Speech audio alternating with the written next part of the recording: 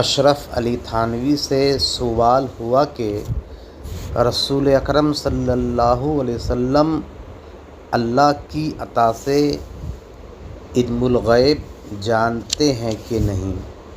تو انہوں نے جواب دیا، کل غیب یا بعض۔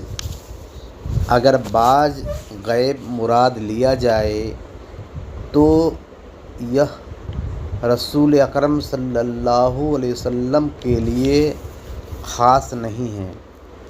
اس طرح کا غیب تو پاگل جانور، بچہ، زید و بکر کو بھی حاصل ہے، کیونکہ کوئی بات ایک کو معلوم ہوتی ہے اور دوسرے پہ مخفی ہوتی ہے، جبکہ یہ بات خلاف قرآن ہے۔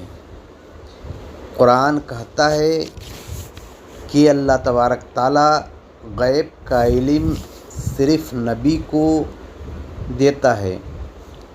تھانوی کہتا ہے کہ اللہ تبارک تعالیٰ نبی جیسا علم پاگل جانور، بچہ وغیرہ کو بھی دیتا ہے۔ قرآن کہتا ہے علم الغیب نبی کے لیے خاص ہے۔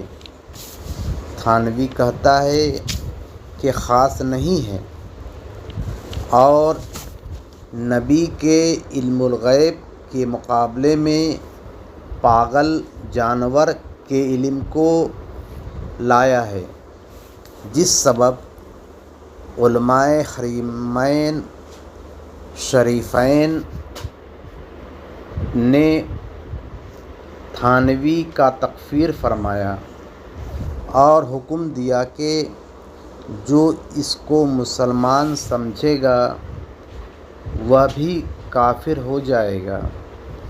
یہ فتویٰ علماء حرمین شریفین کا ہے، نہ کہ پیکر عشق و محبت اعلیٰ حضرت رضی اللہ عنہ کا ہے۔